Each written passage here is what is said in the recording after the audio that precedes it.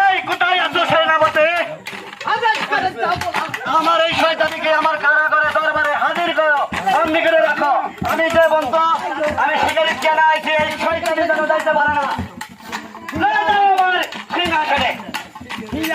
কারাগারে